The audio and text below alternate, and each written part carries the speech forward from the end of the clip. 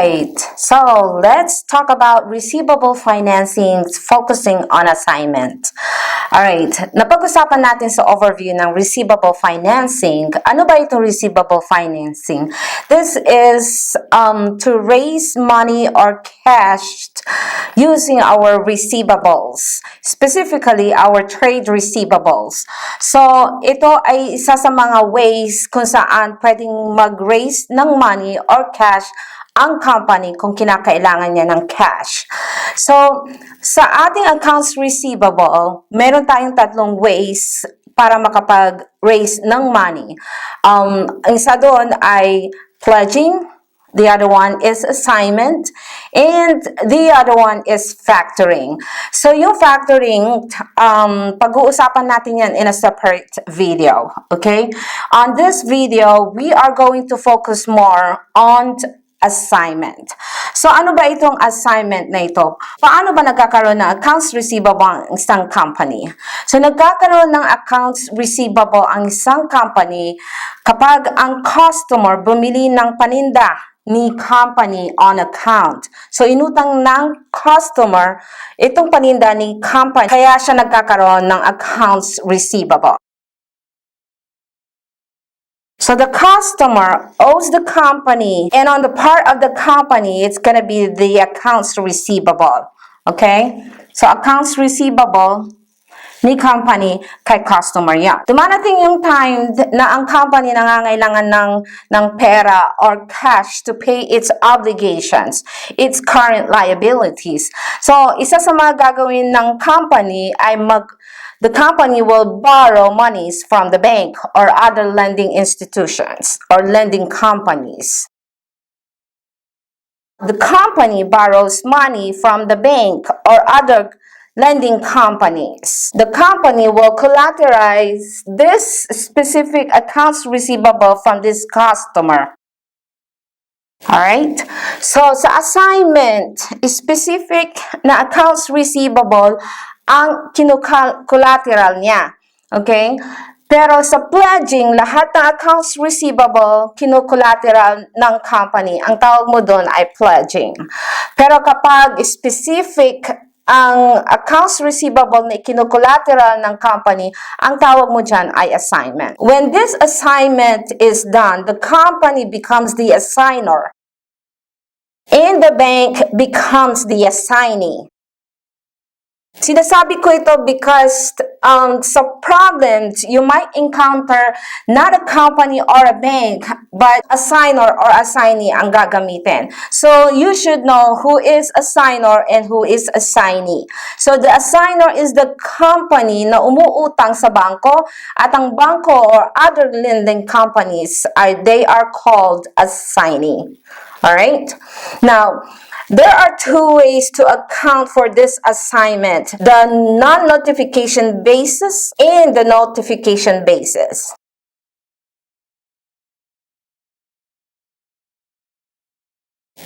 So, paano ba itong non-notification basis at notification basis? So, sa non-notification basis, ang ibig lang sabihin nun is the company did not notify the customer of this assignment na kinolateral niya yung kanyang accounts receivable from that customer to the bank. So, ganito yon. The company did not notify the customer about the assignment na kinolateral niya itong accounts receivable niya from that customer to the bank. So the customer then will still pay the company of this accounts receivable. Then the company will remit the collection to the bank. Alright? So, sa non-notification basis, the customer will continue to pay the company, and the company will remit that collection to the bank. Okay? So, paano kaya ang ating accounting or journal entries on these transactions? Under notification basis is company notifies the customer of the assignment na kinolateral niya itong accounts receivable niya from that customer sa bangko. Okay? So, ganito yon. So, ganito yon. So, the company will notify the customer of the assignment that the company collateralized itong kanyang accounts receivable sa customer. So, the customer then, alright, so then the customer will pay directly to the bank, alright, pays the bank. And when the bank collects the money, the bank will notify the company of the collections. Alright, so this is your notification basis and non-notification basis. So ito ang overview natin ng assignments. Alright, so paano natin i-account itong mga transactions na ito? So what I'm gonna do is I will write down all the transactions on this side and I will make two columns for non-notification basis and notification basis. At saka natin ilalagay ang ating journal entries. So you will see side by side ang difference ng kanilang journal entries. Alright? Ready? Alright, now pag-usapan natin ang journal entries ng mga transactions involving the assignment. Okay? Now, the first transactions, the first thing that we have to do on assignment is to transfer that accounts receivable na kinolateral natin sa bangko sa account na accounts receivable assigned. Alright? So, to transfer the collateralized accounts receivable to accounts receivable assigned, our entry under non-notification basis and notification basis will be the same. So, our entry will be debit to accounts receivable assigned. Let's say, for example, we have 1 million of accounts receivable na kinolateral natin sa bangko. Okay? 1 million. And we credit the accounts receivable of 1 million. Alright? Same thing with notification basis. Parehas lang ang ating journal entries. So, we debit accounts receivable assigned, lalagay natin sa account na yan, then we credit our accounts receivable of 1 million. Credit to accounts receivable of 1 million. To record the loan, yung binaro nating money, yung inutang nating money, syempre re-record natin din yon. To record the loan, let's say for example, the bank approved us a loan of 800,000. So we debit the cash.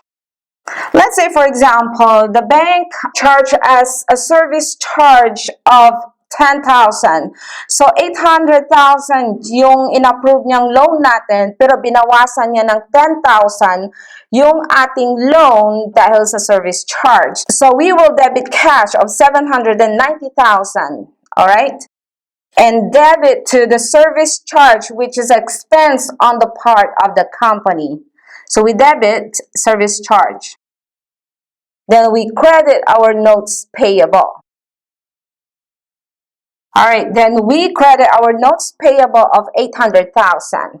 Same thing with notification basis. Our entry will be the same. We debit our cash of 790,000, debit service charge of 10,000, and credit to notes payable of 800,000. So, that's our entry for notification basis. Parehas lang sila. Let's say, for example, there's a sales return. One of the customer returned some goods to the company.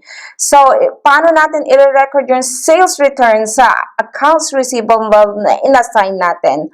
So, we will debit sales return. Let's say, for example, mayroon tayong sales return na 10,000. Alright?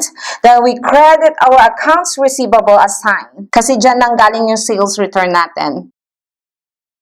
One of the customer ng accounts receivable na inassign natin o kinolateral natin nag-return ng mga goods. So we debit the sales return of 10,000 and credit to accounts receivable assigned.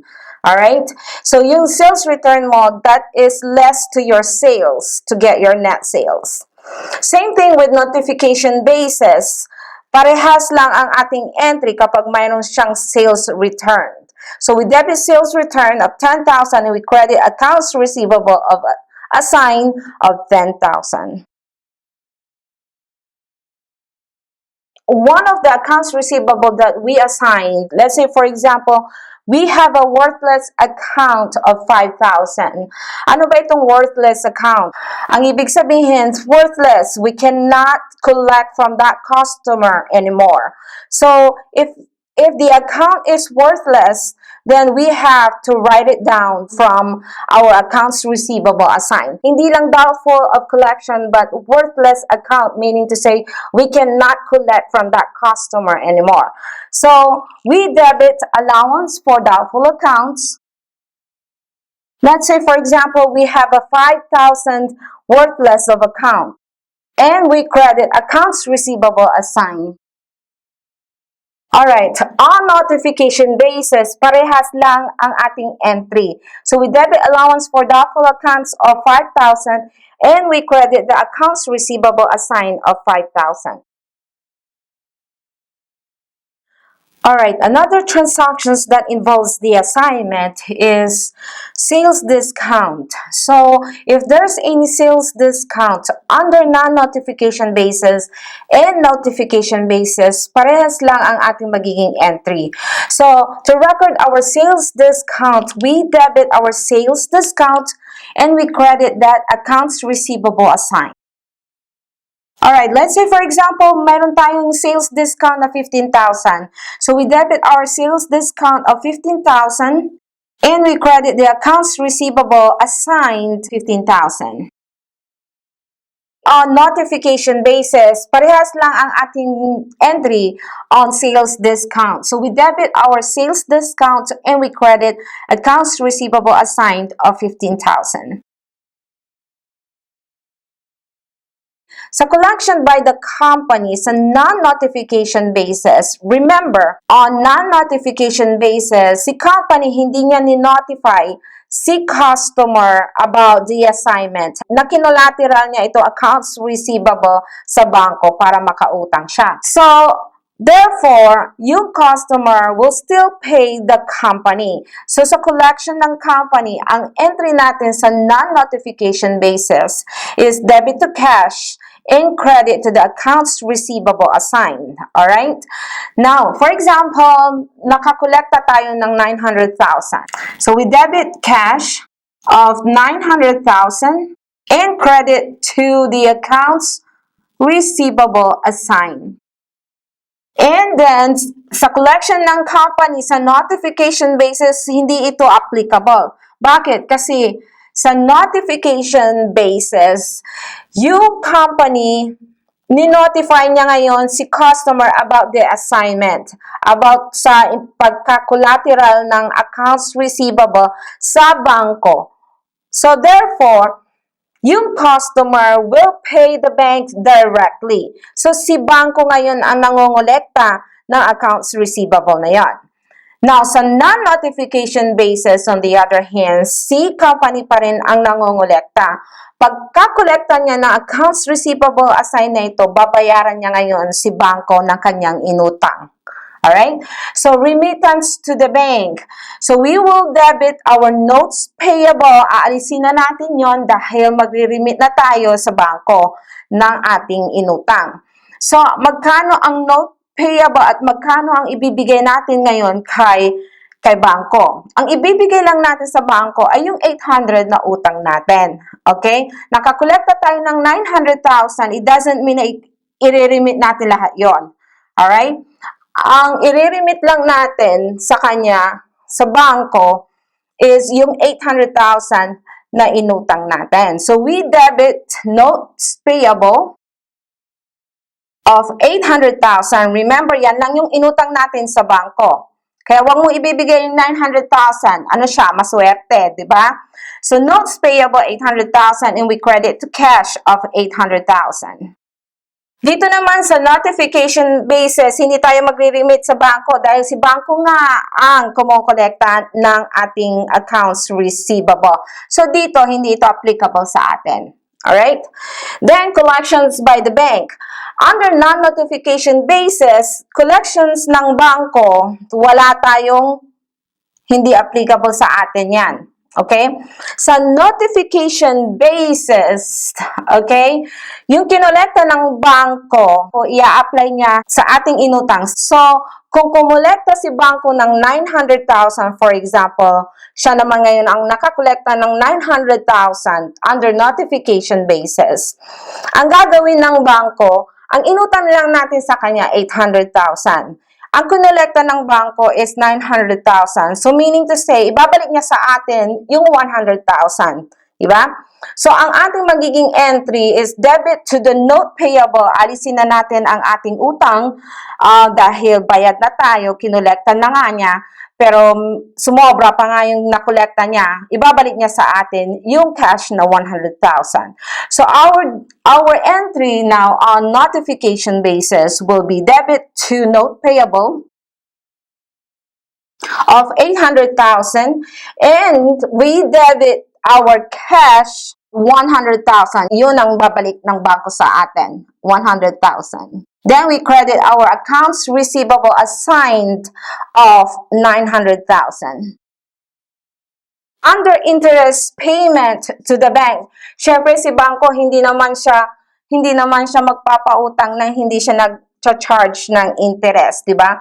Yan ang buhay ng mga bangko, ang interest income nila. So, on our part, sa mga nangungutang ng mga company, interest expense natin. So, kailangan natin magbayad ng interest sa bangko.